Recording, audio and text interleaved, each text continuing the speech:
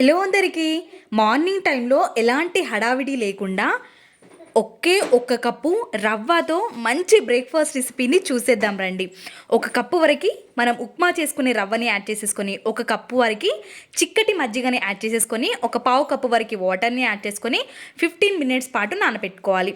15 minutes తర్వాత ఒక mixie జార్లోకి వేసేసుకొని మిక్సీ పట్టేసుకొని పక్కనుంచుకోండి. ఇప్పుడు పోపు కోసం ఒక గిన్నెలోకి ఆయిల్ వేసేసుకొని కొంచెం జీలకర్ర, ఆవాలు, మినపగుళ్ళు వేసుకొని అవి ఫ్రై అయిపోయిన తర్వాత వెల్లుల్లి, అల్లం ముక్కలు, అదేవిధంగా ఒక కప్పు వరకు ఒక పెద్ద సైజ్ ఆనియన్ ముక్కల్ని తీసుకొని ఇప్పుడు 2 స్పూన్ల వరకు రెడ్ చిల్లీ ఫ్లేక్స్ని యాడ్ చేసేసుకొని ఫ్రై అయిపోయిన తర్వాత మనం ముందుగా మిక్సీ పట్టి పెట్టుకున్న బౌల్లోకి ఈ పోపుని కూడా వేసేసుకొని ఇప్పుడు ఇందులోకి పసుపు, రుచికి సరిపడా సాల్ట్ని వేసేసుకొని ఒక చిటికెడు మాత్రమే వంట సోడాని వేసేసుకొని కన్సిస్టెన్సీ అనేది ఈ విధంగా ఉన్నప్పుడు మనం ఒక పోపు పెట్టుకునే గిన్నెలోకి ఆయిల్ని వేసేసుకొని యమ్మీగా ఉండే ఈ రెసిపీని ఒక్కసారి ట్రై చేయండి. మీకు ఎలా కుదిరిందో కమెంట్ సెక్షన్లో తెలియచేయండి.